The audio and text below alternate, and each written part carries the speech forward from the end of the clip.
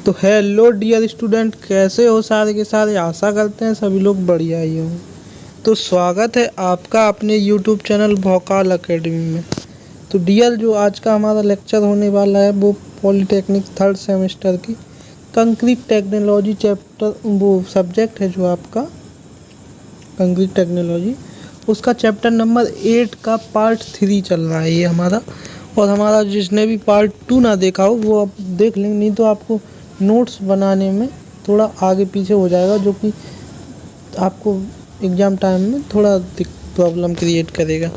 तो हमारा जो पार्ट 2 था 8 चैप्टर का पार्ट 2, तो वो यहाँ तक कंप्लीट हो गया था, कॉम्पैक्शन ऑफ वेट कंक्रीट तक। ठीक है, तो आज का जो हमारा अब लेक्चर रहेगा वो हम अपना कॉम्पैक्शन मेथड से स्टार्ट करेंगे। क्या?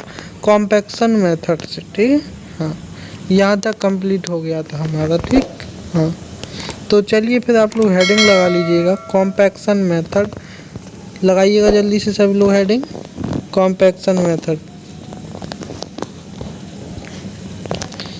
चलिए, कॉम्पैक्शन मेथड हेडिंग लगा लियो तो इसमें लिख लें आप लोग, कॉम्पैक्शन मेथड को निम्न 2 प्रकारों में बांटा गया है। पहला हैंड लोडिंग, दूसरा मैकेनिकल कॉम्पैक्शन।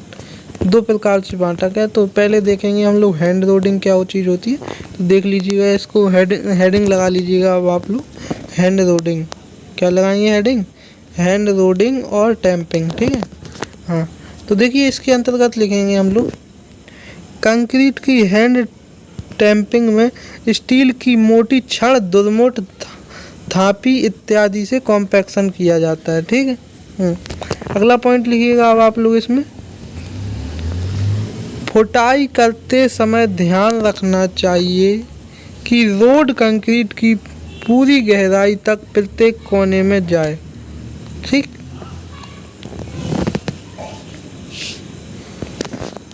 अगला पॉइंट लिखिएगा अब आप लोग, जब सीमेंट की क्रीम सतह पर दिखने लगे तब कुटाई बंद कर देनी चाहिए। ठीक, क्या? जब जो सीमेंट की क्रीम होती है ना तो वो सतह पर दिखने लगे तो उसकी कुटाई फिर बंद कर देनी चाहिए। तो अब हम लोग देखेंगे क्या? Mechanical compaction. अब देखेंगे हम लोग मैकेनिकल कॉम्पैक्शन। लगा लीजिएगा है आप लोग फिर हेडिंग मैकेनिकल कॉम्पैक्शन, जल्दी से हेडिंग लगाएं आप लोग। चलिए, इसके अंतर्गत लिखिए फिर आप लोग फर्स्ट पॉइंट के साथ, वाइब्रेशन एक ऐसी व्यवस्था है जिसमें कंक्रीट को आसानी से सहनित किया जा सकता है। ठीक, ओके, अगला पॉइंट लिखिए, वाइब्रेशन के द्वारा कंक्रीट के अवयवों के बीच आंतरिक घर्षण कम हो जाता है और वो संघनित हो जाते हैं। ठीक, अगला पॉइंट लिखिएगा, मैकेनिकल कॉम्पैक्शन से 10 से 15% सीमेंट की खपत कम की जा सकती है। ठीक, अगला पॉइंट लिखिए, इस देखो जो कार्य के प्रकार होते हैं, कार्य के प्रकार अनुसार क्या वाइब्रेटर निम्न प्रकार के होते हैं। हाँ देखो, ये है इसका कहना कि जो कार्य है ना इसमें मैकेनिकल कॉम्पैक्शन में, तो इसके कार्य के प्रकार के अनुसार जो वाइब्रेशन के प्रकार होते हैं वो देख लीजिएगा। तो पहला होता है, सीधा ये देख लीजिए, वाइब्रेटर ऑफ टाइप्स। ठीक है, तो ये होते हैं उसके, देखो इंटरनल वाइब्रेटर होता है, एक्सटर्नल, सरफेस वाइब्रेटर और टेबल वाइब्रेटर। तो ये हमारे 4 प्रकार के वाइब्रेटर होते हैं। ठीक, तो अब हम लोग 4 प्रकार के जब हमारे होते हैं तो इनमें से सबसे पहले देखेंगे हम लोग इंटरनल वाइब्रेटर को। कैसे? इंटरनल वाइब्रेटर को। तो लगा लीजिएगा हेडिंग अब आप लोग, इंटरनल वाइब्रेटर। क्या लगाएंगे हेडिंग? Internal vibrator. जल्दी से हेडिंग लगाइए। तो इंटरनल वाइब्रेटर क्या होता है? ये वाइब्रेटर इस प्रकार के होते हैं, इन्हें कंक्रीट के अंदर से प्रवेशित करा दिया जाता है। ठीक, अगला पॉइंट लिखिए, इस कारण ऊर्जा द्वारा न्यूनतम पृथक्करण भी न्यूनतम होता है। ठीक है, अगला पॉइंट लिखिए, निडल का डाया 25 से 90 mm के बीच हो सकता है तथा लंबाई 300 से 650 के मध्य होती है। ठीक है, 300 mm से 650 mm के मध्य। अगला पॉइंट लिखिए, निडल वाइब्रेटर रिजिड व फ्लेक्सिबल 2 प्रकार के होते हैं। ठीक, अगला पॉइंट लिखिए, रिजिड वाइब्रेटर्स में मोटर होती हैं जिसके चलने से ट्यूब में वाइब्रेटर होता है, क्या वाइब्रेशन होता है, ठीक है। अगला पॉइंट लिखिएगा अब आप लोग। फ्लेक्सिबल वाइब्रेटर्स एक हॉज पाइप से जुड़े होते हैं तथा ये अपनी शक्ति पेट्रोल इंजन की वाइब्रेटर और एयर ट्यूबल टरबाइन होता है जो एयर टरबाइन, उससे प्राप्त करते हैं, ठीक। हाँ, अगला हेडिंग लगा लीजिएगा अब आप लोग। हमने ये पॉइंट कुछ थे हमारे किसके बारे में, इंटरनल वाइब्रेटर के बारे में। अब हम लोग देखेंगे क्या एक्सटर्नल वाइब्रेटर, क्या एक्सटर्नल वाइब्रेटर। चलिए तो इसमें आगे बढ़िएगा, फिर लिखेंगे फर्स्ट पॉइंट के साथ। इन वाइब्रेटर्स को शूटर और फॉर्म वाइब्रेटर भी कहते हैं, ठीक। अगला पॉइंट लिखिए, ये वाइब्रेटर फॉर्म वर्क के साथ बाहरी फलक पर लगे रहते हैं तथा जब चलाते हैं ना तो वाइब्रेशन से कंक्रीट को कॉम्पैक्शन हो जाता है, ठीक। अगला पॉइंट लिखिए, इस प्रकार के वाइब्रेटर हेतु शटरिंग काफ़ी मजबूत व जल होता है ना, वो वाटर प्रूफ होता है, ठीक है। शटरिंग हमारी काफ़ी मजबूत और वाटर प्रूफ होती है। अगला पॉइंट लिखिए, इनका उपयोग ओनली प्रीकास्ट अवयवों के लिए किया जाता है, ठीक है। अगला अब हमने पढ़ लिया ये एक्सटर्नल वाइब्रेटर। अब हम देख लेंगे अपना सरफेस वाइब्रेटर, क्या सरफेस वाइब्रेटर। हेडिंग लगा लें सरफेस वाइब्रेटर जल्दी से। फिर चलिएगा इसमें लिखिएगा, सरफेस वाइब्रेटर सीधे कंक्रीट की सतह पर रख जाते हैं। अगला पॉइंट लिखिए, जिन स्थानों पर कंक्रीट की गहराई कम हो वहाँ इनका यूज किया जाता है, ठीक। अगला पॉइंट लिखिए, यदि अवयव की गहराई 250 mm से अधिक हो तो इनका उपयोग नहीं किया जाएगा। अगला पॉइंट लिखिए, ये स्लैब रोड के लिए उपयोग किए जाते हैं, क्या स्लैब रोड के लिए, ठीक। अब जो कि हमारा लास्ट है ये टेबल वाइब्रेटर, इसको और देख लीजिएगा। ये टेबल वाइब्रेटर है जो हमारा, हेडिंग लगा लें सब लोग पहले तो, टेबल वाइब्रेटर। क्या लगाएंगे हेडिंग, टेबल वाइब्रेटर। चलिए तो इसमें लिखेंगे अब हम लोग, ये प्री कास्टेड कंक्रीट अवयवों के लिए उपयोगी है, ठीक। अगला पॉइंट लिखिए, टेबल के पायों के नीचे वाइब्रेटर को फिट करके कंपाइन मेज बनाया जाता है, ठीक। अगला पॉइंट लिखिए, कंक्रीट के सांचे को टेबल के ऊपर रखकर कॉम्पैक्शन किया जा सकता है, ठीक। ठीक है भाई साहब। अब आप लोग हेडिंग लगा लें, क्या selection of vibrators of various situations. क्या लगाएंगे heading, selection of vibrators for various situation, ठीक है। ओके, तो जो आपकी स्टडी करा रहे हैं वो दोनों लैंग्वेज में करा रहे हैं हम लोग, हिंदी एंड इंग्लिश दोनों लैंग्वेज में, ठीक है। तो आपको कहीं परेशान होने की ज़रूरत नहीं है कि कंटेंट इंग्लिश में दिया जा रहा है या हिंदी में, परेशान ना हो, सब इंग्लिश और हिंदी दोनों में मिलेगा। नोट्स के माध्यम से बस नोट ज़रूर करते चलें, आप साथ साथ नोट बनाते चलें तो आपका फ़ायदा रहेगा एग्ज़ाम टाइम के लिए। तो हमारे जो वाइब्रेटर हैं वो देख लीजिए कितने प्रकार के होते हैं और इनकी जो हमारी यूज करने की स्थिति होती है वो भी देखेंगे हम लोग, ठीक। तो इंटरनल वाइब्रेटर क्या निडल होते हैं, ठीक है, निडल को हम इंटरनल वाइब्रेटर कहते हैं। दूसरा स्क्रीड और सरफेस वाइब्रेटर। तीसरा फॉर्म वाइब्रेटर जिसे हम एक्सटर्नल वाइब्रेटर, और फोर्थ टेबल वाइब्रेटर। तो इन चारों के बारे में मैंने अभी आपको अच्छे से इजी वे में कवर करा दिया था आपको। अब इनके उपयोग हैं वो देख लो। देखो, इंटरनल वाइब्रेटर का उपयोग हम ऑर्डिनरी कंक्रीट वर्क हेतु करते हैं, जैसे कि कॉलम, फाउंडेशन, कंक्रीट और दीवार के लिए, ठीक है। और जो हमारा सरफेस वाइब्रेटर होता है, सरफेस वाइब्रेटर का उपयोग पतले कंक्रीट के अवयव जैसे कि स्लैब, रोड, फ्लोर इत्यादि में करते हैं, ठीक है। और जो हमारा एक्सटर्नल वाइब्रेटर होता है इसका उपयोग कम मोटाई के कंक्रीट व खंड जिसमें फॉर्म वर्क हो सके, स्लैब, रूफ, प्रीकास्टेड ब्लॉक ऐसी इत्यादि चीज़ों में, ठीक। हाँ, अब हम लोग टेबल वाइब्रेटर होता है उसे कहाँ यूज करते हैं। टेबल वाइब्रेटर का उपयोग स्मॉल प्रीकास्टेड ब्लॉक, क्यूब इत्यादि को भराई में करते हैं, ठीक है। हाँ, अब हेडिंग लगा लें आप लोग, हैं क्या हैंडलिंग ऑफ वाइब्रेटर। क्या, हैंडलिंग ऑफ वाइब्रेटर्स। चलिए आगे बढ़ेंगे फिर हम लोग। जब कंक्रीट की सतह पर बुलबुले आना बाहर जो कंक्रीट की सतह पर बुलबुले निकलते हैं उनको आना बंद हो जाएगा तो क्रीम आने लगे तब वाइब्रेटर बाहर निकाल लेना चाहिए। ठीक है, अगला पॉइंट लिखिए। वाइब्रेटर उपयोग करने हेतु कुछ सावधानियां निम्न है, जैसे कि निडल वाइब्रेटर को कंक्रीट में सीधा धंसाना चाहिए, बाहर निकालते समय इसे बंद नहीं करना चाहिए, और फॉर्म वाइब्रेटर को शटरिंग की बाहरी सतह से मजबूती से बांधना चाहिए। तो ये कुछ पॉइंट हैं इसके लिए। ठीक है, अगला पॉइंट लिखिए। फॉर्म वाइब्रेटर कंक्रीट के किनारे 30 से 40 नीचे रखकर लगाना चाहिए। ठीक है, अगला पॉइंट लिखिए। सरफेस वाइब्रेटर को कंक्रीट के सरफेस पर रखा जाता है। तो ये कुछ पॉइंट थे हमारी जो सावधानियों के लिए। ठीक है, अब हेडिंग लगा लें फिनिशिंग ऑफ कंक्रीट सरफेस। क्या लगाएंगे heading, finishing of concrete surface. तो ये हमारी कंक्रीट सरफेस की फिनिशिंग है, निम्न क्रियाओं के द्वारा की जाती हैं, जैसे स्क्रीडिंग, फ्लैटिंग इत्यादि क्रियाएं हैं हमारी। ठीक है, तो उन्हें हम एक एक से इजी वे में देखेंगे। ठीक है, तो सबसे पहले आप लोग हेडिंग लगा लें स्क्रीडिंग। क्या लगाएंगे हेडिंग, स्क्रीडिंग। चलिए हेडिंग लगा ली तो फिर आगे बढ़ो। इस हेतु लकड़ी की एक सीधी पट्टी का उपयोग करते हैं। किसका, इसके लिए हम लकड़ी की सीधी पट्टी का उपयोग करते हैं। इस पट्टी की लंबाई व चौड़ाई पर्याप्त होनी चाहिए। इसके चलाने से उभरे भाग उखड़कर गड्ढे में भर जाते हैं। ठीक है, स्क्रीडिंग कहलाते हैं। अगला पॉइंट हेडिंग लगा लीजिएगा अब आप लोग, फ्लैटिंग।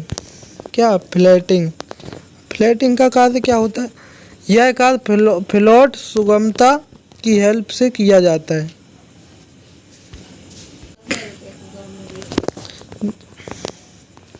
तो फ्लोटिंग में अगला पॉइंट लिखिए। फ्लोट को आगे बढ़ाने से पीछे करके सतह को समतल बनाने का कार्य किया जाता है। जो फ्लोट होता है, फ्लोट को आगे पीछे करके सतह को समतल बनाने का कार्य किया जाता है।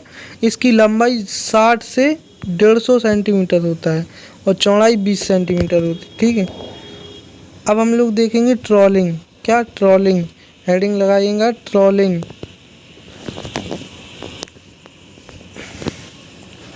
चलिए ट्रॉलिंग में फर्स्ट पॉइंट में लिखिए, फ्लोटिंग क्रिया के बाद अंतिम रूप से सतह को पूर्ण रूप से समतल एवं चिकना प्राप्त करने हेतु ट्रॉवल से समतल किया जाता है। किससे, ट्रॉवल से। हाँ, अगली हेडिंग लगाइएगा क्यूरिंग। क्यूरिंग को कहते हैं हम हिंदी में तराई करना। ठीक है, तराई हमारा 28 डेज की क्राइंग के बाद कंक्रीट 90% स्ट्रेंथ प्राप्त कर लेता है। मतलब कि 28 दिन तक अगर कोई मसाला बनाया या दीवार खड़ी की आपने तो 28 दिन में वो अच्छे से सेट हो जाती है। ठीक है, तराई होती रहे टाइम से तो अच्छे से सेट हो जाती है। ओके, अगला पॉइंट लिखिएगा अब आप लोग। सामान्य मौसम में 7 से 14 दिन तक तराई कर पर्याप्त रहती है। अगर मौसम आपका सही चल रहा है तो आप 15 दिन भी तराई करते हैं तो आपका कंप्लीट स्ट्रेंथ पकड़ लेता है बॉल आपका। ठीक है, अगला पॉइंट लिखिए, गर्म मौसम में क्यूरिंग तराई आपकी कम से कम 14 से 20 दिन तक करनी पड़ती है अगर गर्मी का मौसम है तो। ठीक है, हाँ, ऑब्जेक्ट ऑफ क्यूरिंग। हेडिंग लगाइएगा अब आप लोग, ऑब्जेक्ट ऑफ क्यूरिंग। जल्दी से आगे बढ़ें। इसमें देखो 3 पॉइंट हैं ओनली, ये तीनों लिखना है। कंक्रीट की जल रोधकता, टिकाऊपन, अपघर्षण आदि गुणों में सुधार आ जाता है और टेम्परेचर को नियंत्रित करने व संकुचन रोकने के लिए सुधार आ जाता है और जलांश की पूर्ति के लिए। ठीक है, ये इसके ऑब्जेक्ट ऑफ क्यूरिंग का है। ठीक है, अब हेडिंग लगाएं मेथड ऑफ क्यूरिंग। क्या, तराई करने की विधि। तो पहली हमारी क्या, शेडिंग कंक्रीट वर्क। दूसरी है हमारी कवरिंग विथ हेसन गनी बैग्स। ठीक, तीसरी है हमारी स्प्रिंकलिंग ऑफ वाटर। चौथी है हमारी बाय पॉन्डिंग। पांचवी है मेंबर क्यूरिंग। ठीक है, और जो छठवीं हमारी स्टिंग क्यूरिंग, क्या लगाएंगे हेडिंग, स्टिंग क्यूरिंग। और सातवीं हमारी केमिकल क्यूरिंग, ठीक है। तो अब आप लोग हेडिंग लगा लें। सबसे पहले जॉइंट इन कंक्रीट, कंक्रीट का जोड़, कंक्रीट में जोड़, ठीक है। हाँ चलिए इसमें लिखेंगे हम लोग अब बड़े निर्माण कार्यों के लिए कंक्रीट की रोड इत्यादि समस्त कंक्रीटिंग एक साथ लगाकर संभव नहीं होता है, ठीक है। अगला पॉइंट लिखिए, दो या दो से अधिक बार कंक्रीट डालने पर उनके बीच संधि स्थान पर लगाए जाने वाले जॉइंट कंस्ट्रक्शन जॉइंट कहलाते हैं, ठीक। Okay sir. अगला पॉइंट लिखिए, बीम एंड स्लैब में निर्माण जोड़ स्पैन की क्रिया 1/3 दूरी पर जो बनाना सबसे अच्छा रहता है, ठीक है। बीम और स्लैब की निर्माण की जो जोड़ की वो दूरी होती है 1/3 होती है, ठीक है। अगला पॉइंट लिखिए, कंक्रीट कार्यों में जॉइंट निम्न प्रकार के होते हैं और उन्हें निम्न प्रकार से बांटा गया, निम्न 2 प्रकार से। देखो, एक तो निर्माण जोड़ होता है और एक क्रियात्मक जोड़। निर्माण जोड़ मतलब कि कंस्ट्रक्शन जॉइंट और क्रियात्मक मतलब कि फंक्शनल जॉइंट, ठीक है। तो पहले हम लोग देखेंगे क्या, कंस्ट्रक्शन जॉइंट के बारे में। हेडिंग लगा लें कंस्ट्रक्शन जॉइंट। तो बड़े कंक्रीट कार्य एक बार पूर्ण नहीं हो पाते, बड़े कंक्रीट का जो कार्य एक बार में पूर्ण नहीं हो पाता।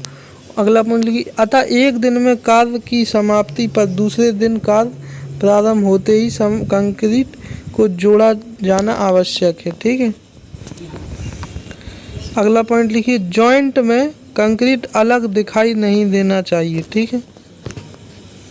अगला पॉइंट लिखिए, अतः जॉइंट जो 2 बार कंक्रीट डालने पर उनके बीच संधि स्थान पर आता है उसे कंस्ट्रक्शन जॉइंट कहते हैं, ठीक है। अगली हेडिंग लगा लीजिएगा अब आप लोग, कंस्ट्रक्शन जॉइंट्स में निम्न बातों का ध्यान रखना चाहिए।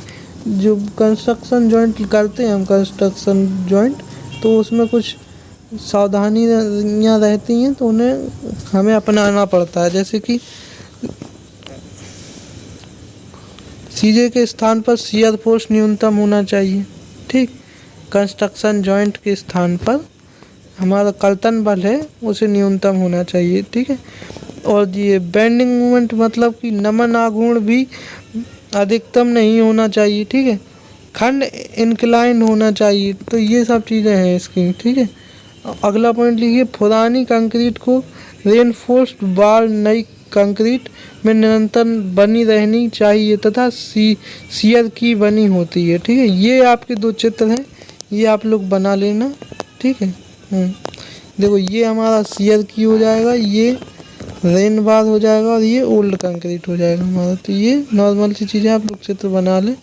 इसमें देखो, अब लास्ट पॉइंट देख लें, यदि कंक्रीट में 4 से 48 घंटे तक पुरानी, देखो अच्छे से समझिए, यह कंक्रीट अगर 4 से 48 घंटे पुरानी है तो पुरानी सतह को साफ करके 1.5 सेंटीमीटर मोटी सीमेंट मोर्टर लेयर डालकर नई कंक्रीट डाली जाती है, ठीक है। पुरानी वाली तो ख़राब हो जाती। अगला हेडिंग लगाएं अब आप लोग, फंक्शनल जॉइंट। क्या लगाएंगे heading, functional joint. Functional joint भी हमारे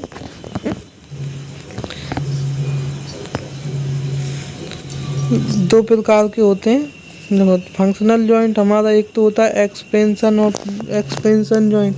तो सबसे पहले हम लोग लगाएंगे हेडिंग एक्सपेंशन जॉइंट्स, ठीक है। तो टेम्परेचर बढ़ाने पर कंक्रीट में एक्सपेंशन होता है। सीधा सीधा ये जानिए कि अगर टेम्परेचर बढ़ाएंगे तो कंक्रीट में एक्सपेंशन होगा, जिसके कारण संपीड़न प्रतिबल उत्पन्न होता है। क्या, कॉम्प्रेसिव प्रतिबल उत्पन्न होता है, ठीक है। ये जॉइंट बड़ी भवनों में 30 से 45 मीटर की दूरी पर देना आवश्यक है, ठीक है। अगला पॉइंट लिखिए, इन जॉइंट्स के बीच 6 से 40 mm, चलिए डियर थोड़ा डिस्टर्ब हो गया था, अब आगे देखते हैं। तो इन जॉइंट्स के बीच 6 से 40 mm इंटरवल रखा जाता है, ठीक है।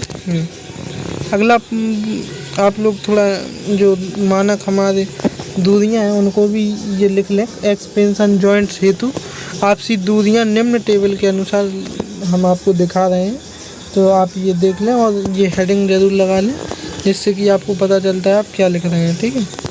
और इनकी दीवार की जो दूरी होती है अभी अब से हमारी 30 मीटर होती है, बालकनी की 6 से 12 मीटर, रूफ या छत या दीवार की हमारी 20 से 30 मीटर होती है, और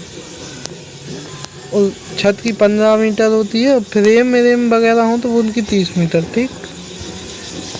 ओके डियर, तो डियर आज का लेक्चर हम यहाँ अपना यहीं समाप्त करते हैं। फिर अगला आपका जो लेक्चर होगा वो पार्ट 4 बन जाएगा, ये पार्ट 3 था। तो करते हैं फिर वीडियो का एंड। डियर आप लोग वीडियो को ज़्यादा से ज़्यादा लोगों में शेयर करें और चैनल को सब्सक्राइब जरूर करते चलें आप लोग साथ साथ, तो आपको हर लेटेस्ट वीडियो सबसे पहले मिलेगी, ठीक है डियर। तो फिर मिलते हैं अगले नेक्स्ट लेक्चर के साथ। जय Hind, Vande Mataram, take care student.